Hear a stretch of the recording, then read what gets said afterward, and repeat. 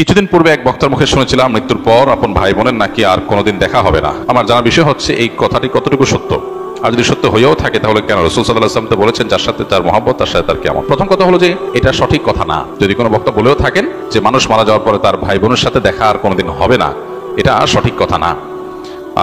কারণ কোরআন হাদিসে কোথাও এরকম কোনো কথা বলা হয়নি যে মানুষের মৃত্যুর পর আর প্রিয়জনের সাথে কখনো দেখা হবে না, বরং এর উল্টাটা আছে।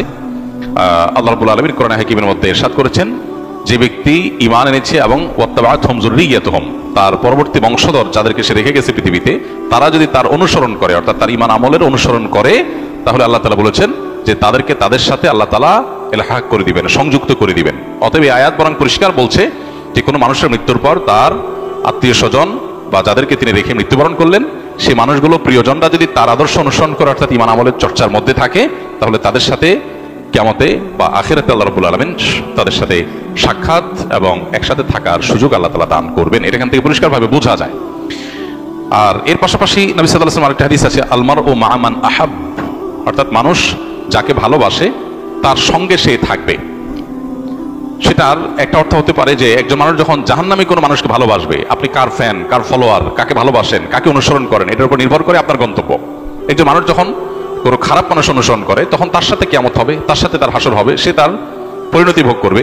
আর কেউ যখন কোনো জান্নাতি মানুষকে ভালোবাসে, জান্নাতি মানুষ অনুসরণ করে, তখন সে তার সাথে জান্নাতে থাকার সুযোগ লাভ করবে। এখান থেকে পরিষ্কারভাবে বোঝা যায় যে কোনো বক্তা যদি এরকম কথা বলেও থাকেন তাহলে এটা সঠিক না। তবে হ্যাঁ, কিয়ামতের পর একজন মানুষ তার প্রিয়জনের সাথে তার সাক্ষাতের সুযোগ হবে না বা গন্তব্য পৃথক হবে যখন একজন জান্নাতি হবে আরেকজন জাহান্নামী হবে। এখন প্রশ্ন হলো যে আমার ভাই, আমার মা, আমার বাবা, আমার সন্তান কেউ যদি বেঈমান হয় আর সে যদি জাহান্নামী হয় আর আমি যদি জান্নাতি হই, তো জান্নাতে আমার সুখ হবে না, আমার তো মনে কষ্ট থাকবে যে আমার প্রিয়জন জাহান্নামে। তো জান্নাতে তো কারোর কোনো কষ্ট থাকার কথা না। জান্নাত আজা কে আজারে নাবাসত কাছে রাবা কাছে কারে নাবাসত, ফার্সিতে একটা কবিতা আছে, জান্নাত সেই জায়গা যেখানে কোনো কষ্ট থাকবে না। তো আমার প্রিয়জন যদি জাহান্নামে যায়, আমি যত জান্নাতে যাই আমি তো সুখ পাবো না, তাহলে আল্লাহ তাআলা আমাকে কিভাবে সুখী করবেন? উত্তর হলো, আল্লাহ রাব্বুল আলামিন আমাদেরকে জান্নাতে যখন নেবেন বা আখিরাতের মারহালা বা স্তরগুলো যখন, লেয়ারগুলো যখন আমরা পার হব, আমরা দুনিয়ার মতো করে সেগুলোকে চিন্তা করি। সাধারণত এখানে যেরকম আমরা একে অন্যকে ফিল করি, মিস করি, আল্লাহ তাআলা সেখানকার পরিবেশ পরিস্থিতি, আমাদের মানসিক অবস্থা সব কিছুকে আখিরাতের জন্য অনুকূল করে দিবেন। আপনার প্রোফাইল থেকে যদি আল্লাহ তাআলা তাদেরকে ডিলিট করে দেন, আপনার মেমোরি থেকে আল্লাহ তাআলা তাদের দূর করে দেন, যে আপনার আত্মীয়স্বজনের মধ্যে যারা জাহান্নামে গেছে, তাহলে আপনি কি তাদের কষ্ট অনুভব করবেন? আপনার অন্য সবকিছু ঠিক আছে, শুধু ওইটুকু আল্লাহর মেমোরি থেকে আপনার ডিলিট করে দিয়েছেন, তাহলে আপনি কিভাবে কষ্ট পাবেন? আজকাল অনেক কিছু বোঝা আমাদের জন্য সহজ হয়ে গেছে। দেখুন, যখন তথ্য প্রযুক্তি, জ্ঞান বিজ্ঞানের এই প্রসার ঘটে নাই, তখন কোরআন এবং হাদিসের এই আয়াতগুলো, এই নির্দেশগুলো, এগুলো বোঝাটা অনেক কঠিন ছিল। কিন্তু সাহাবায়ে কেরাম অকপটে বিশ্বাস করেছেন, তাদের বিবেক বুদ্ধিতে ধরুক বা না ধরুক। আজকে আমরা দেখতে পাচ্ছি দারুণ লজিক সেখানে আছে, যথেষ্ট যৌক্তিক গ্রাউন্ড আছে। আজকে 2025-এর পৃথিবীতে আল্লাহর দ্বীনের অনেক বিষয়, কোরআন এবং হাদিসের অনেক বিষয়, আখিরাতের অনেক বিষয় হয়তো আমরা বুঝে আসছে না। হয়তো সেটা 500 বছর পরের পৃথিবীতে এমন সব আবিষ্কার মানুষ হাজির করবে যেগুলো আমাদেরকে সেসব বিষয়গুলো বুঝতে সাহায্য করবে। তো যে ব্যক্তি নিজের বিবেক বুদ্ধি এবং সমকালীন লজিকের ভিত্তিতে দ্বীনকে বুঝতে চায়, সে গোমরাহ হবে। এটা তার গোমরাহির আলামত। দ্বীনকে বোঝার জন্য কোনো লজিকের আশ্রয় নেওয়া, এটা কোনো বুদ্ধিমত্তার পরিচয় নয়। আমি আল্লাহর কাছে নিজেকে সারেন্ডার করবো, কারণ আল্লাহ আমার সৃষ্টিকর্তা। আমি যদি আল্লাহর সব কথার লজিক ধরে ফেলতে পারি, তাহলে আল্লাহ কিসের আল্লাহ হলেন? নাউজুবিল্লাহ। আল্লামা ইকবাল বলেছিলেন, জু সমঝ মে আ গই ও ফির খুদা কিউ কর হুয়া। যাকে আপনি বুঝে ফেলেছেন, রপ্ত করে ফেলেছেন, তার সমস্ত নির্দেশের যৌক্তিকতা, যথার্থতা, তার নিষিদ্ধের যৌক্তিকতা, যথার্থতা যদি আপনি ধরেই ফেলেন, তাহলে তিনি আর আল্লাহ হলেন কি? আল্লাহ তো তিনি যার সব আদেশের যৌক্তিকতা আপনার মাথায় ধরবে না। তিনি তো অসীম। আপনি যদি তার সবকিছুকে রপ্ত করে ফেলতে পারেন, তাহলে তিনি সীমিত হয়ে গেলেন। আপনার বুঝে আসছে না, এরকম অনেক বিষয় থাকবে, সেটা স্বাভাবিক। আপনি যার অধীনে চাকরি করেন, আপনার মালিক, কোন অফিসে আপনি কাজ করেন, কোন কোম্পানিতে কাজ করেন, আপনার মালিক আপনাকে অনেক কথা বলে যে কথার যৌক্তিক গ্রাউন্ড আপনি জানেন না। আপনাকে বলছে তুমি এই কাজটা করো, কেন করতে বলছে আপনি জানেন না। আপনার কাছে এর বাহ্যিক কোনো লজিক্যাল কারণ নাই, কিন্তু আপনি জানেন তিনি যেহেতু আমার মালিক, তিনি যেহেতু আমার চাইতে অনেক বেশি বোঝেন, অতএব নিশ্চয়ই তার কাছে কোনো গ্রাউন্ড আছে।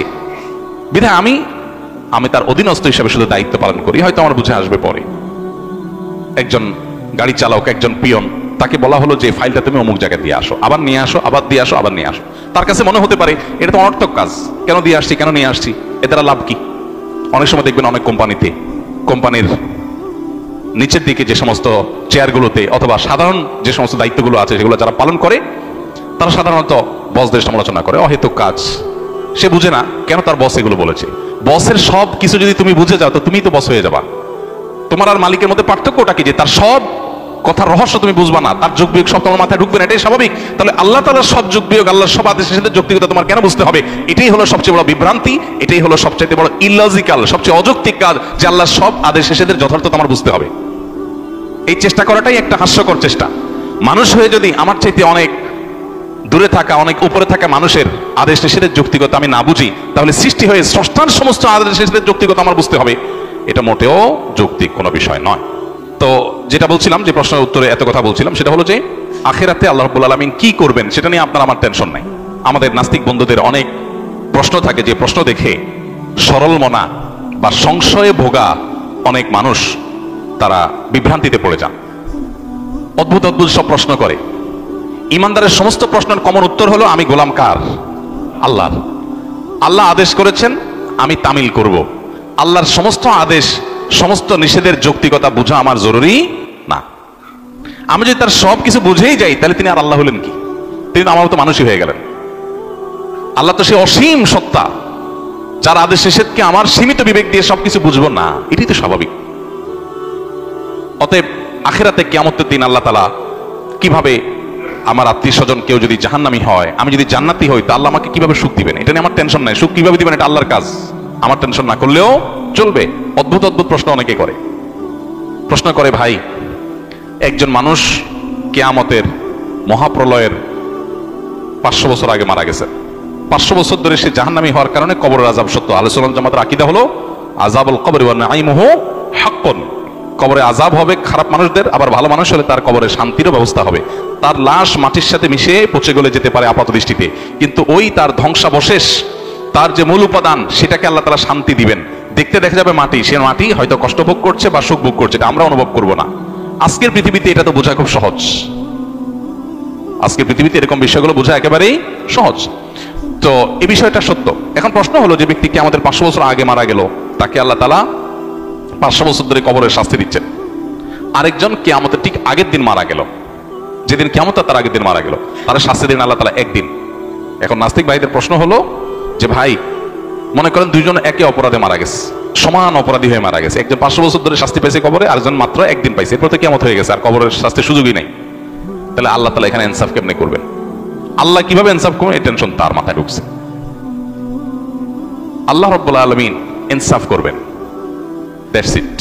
আল্লাহ কোরআনে পরিষ্কারভাবে ঘোষণা করে দিয়েছেন, ওমা রাব্বুকা বিযাল্লামিল লিল আবিদ। আল্লাহ তার কোনো বান্দাদের প্রতি কোনো জুলুম করবেন না, আল্লাহ জুলুম করেন না। আল্লাহ বলেছেন হাদিসে কুদসিতে, ইন্নী হারামতু যুলমা আলা নাফসি, আমি নিজের প্রতি নিজে জুলুমকে হারাম করে দিয়েছি।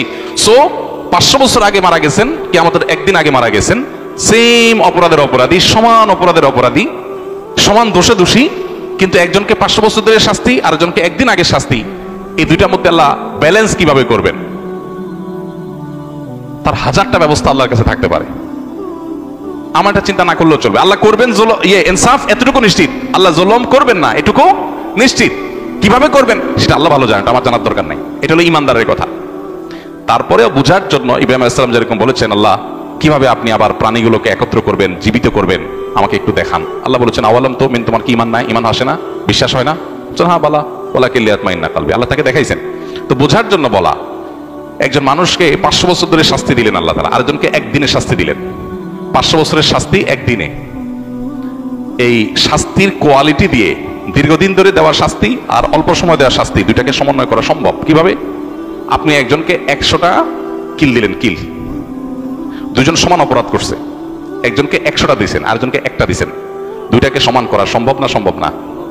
এখন কিল মাপা যায়। এখন মানুষ কতটা জোরে আঘাত করেছে এটাও মিটার দিয়ে কি করা যায়? মাপা যায়।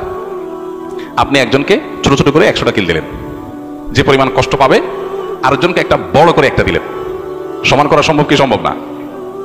হ্যাঁ, 1000 কিল আর একটা কিল সমান করা সম্ভব কি সম্ভব না? হাতুড়ি দিয়ে এমন ভাবে জোরে দিলেন সেটা একদম নাই হয়ে গেল দুনিয়া থেকে। আরেকজনকে 10,000 কিল দিলেন।